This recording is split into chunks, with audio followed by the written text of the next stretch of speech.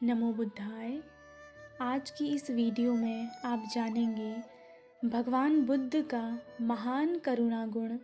उन्होंने अपने अत्यंत करुणाचित्त से लोगों को धर्म सिखाया और अपनी वाणी से अनेक जीव हत्या करने वाले ब्राह्मण यजमानों का हृदय परिवर्तन किया। समाज के दुर्भाग्य से उन दिनों यज्ञों में पशु बलि का विधान बड़ा प्रबल हो उठा था। उन दिनों के सुरक्षित साहित्य में हम देखते हैं कि राजाओं, महाराजाओं अथवा गृहस्थों द्वारा आयोजित एक विशाल यज्ञ में सैकड़ों की तादाद में मूक निरपराध बैल गायें, बछड़े, भेड़ बकरियां आदि कत्ल किए जाते थे। सचमुच यज्ञ की परंपरा में पशु बलि की यह प्रथा एक कलंक बन गई थी।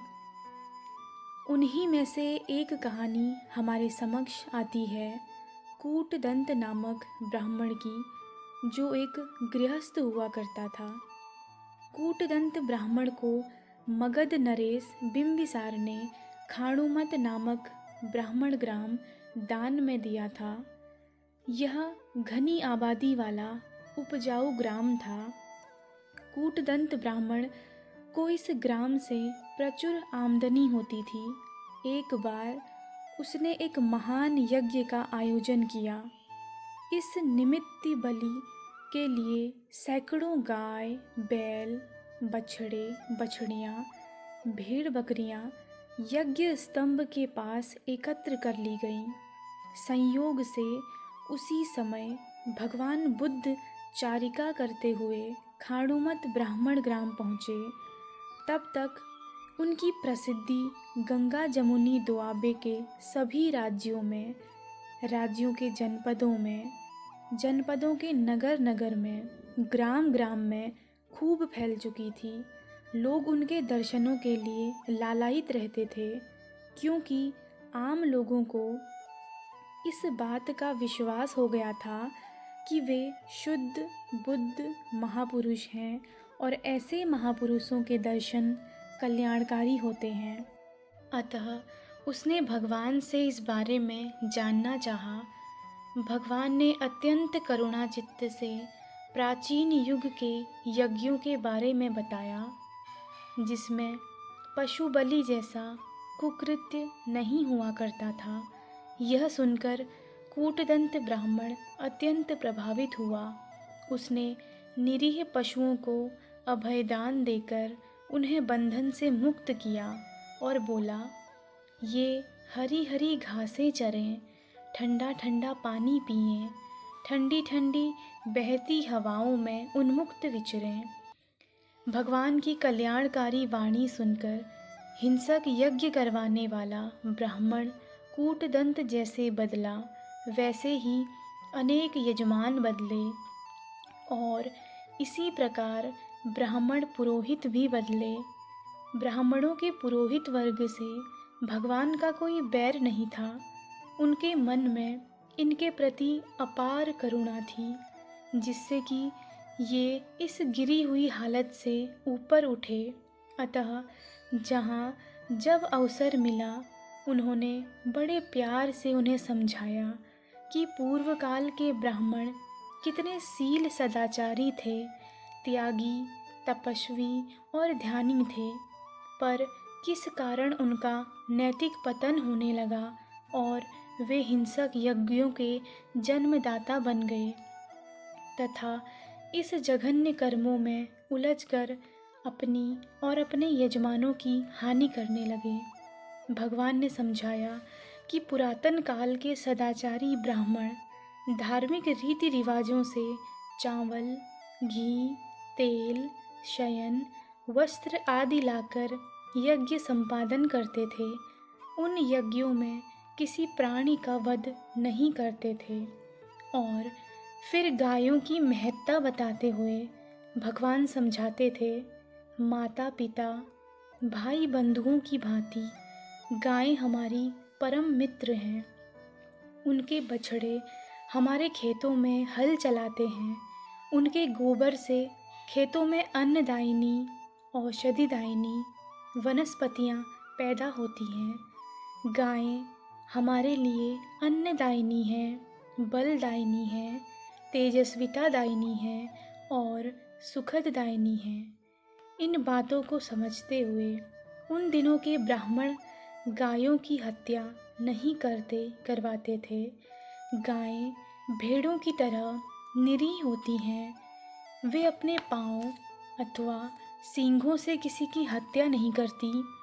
वे हमें घड़ा भर भर के दूध देती हैं। भगवान ने बताया कि उन सदाचारी ब्राह्मणों का जब अधःपतन होना शुरू हुआ तो वे अपरिग्रही नहीं रहे। भिन्न भिन्न प्रकार के यज्ञ करवाकर यजमान राजा से भिन्न भिन्न प्रकार की सामग्रियां दान में प्राप्त कर परिग्रही होते चले गए।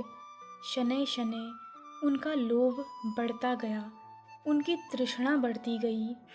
वे नए नए मंत्र रचकर राजा को उनका महात्म्य बताकर नए नए यज्ञ करवाने लगे और प्रभूत धन संपदा अर्जित करने लगे।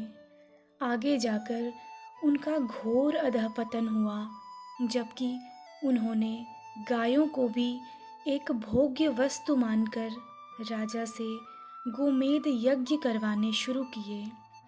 इसके कारण अनेक शत सहस्त्र गौओं पर वध हुआ।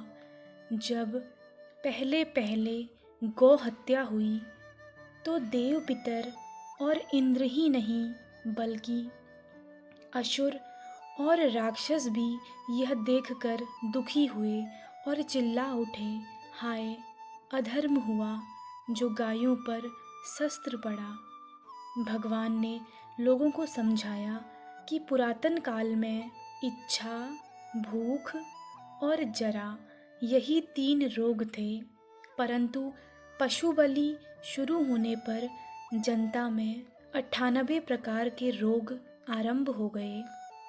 यों धर्म के नाम पर जो अधर्म चल पड़ा उससे लोगों का बड़ा अमंगल हुआ। उन्नति के चरम शिखर पर पहुँचे हुए शील सदाचारी ब्राह्मणों को ऐसे घोर अधःपतन का वर्णन सुनकर अनेक समझदार पुरोहित हिंसक यज्ञों से अपना हाथ खींचने लगे। भगवान की असीम करुणा का फल प्रत्यक्ष आने लगा। उनके जीवन काल में ही हत्यारे यज्ञ कम होने लगे और आगे चलकर बिल्कुल बंद हो गए। सदियों से हिंसक यज्ञ सर्वथा बंद हो जाने के कारण आज तो हमें विश्वास भी नहीं होता कि हमारे पुरखे कभी धर्म के नाम पर ऐसे अधर्म में रत रहते थे। भगवान की शिक्षा के कारण ही देश में गौ माता की तरह पूजी गई। इसी के परिणाम स्वरूप मांसाहारी पड़ोसी ब्रह्म देश में गोमांस को अमेदा यानी माता का मांस कहकर उसका बहिष्कार किया जाता है। भगवान की करुणा इस दिशा में पूर्णतया सफल हुई। समाज का अपार मंगल हुआ। भगवान के इस करुणा गुण से अनेक मूक निरपराध जीवों की प्राणों की रक्षा हुई और समाज के अनेक वर्गों का जीवन व हृदय परिवर्तन हुआ। उन्होंने जीव हत्या छोड़कर भगवान के बतलाए मार्ग पर अपना पग रखा और हर क्षण सुख शांति का जीवन जिया। भवतु सब मंगलम।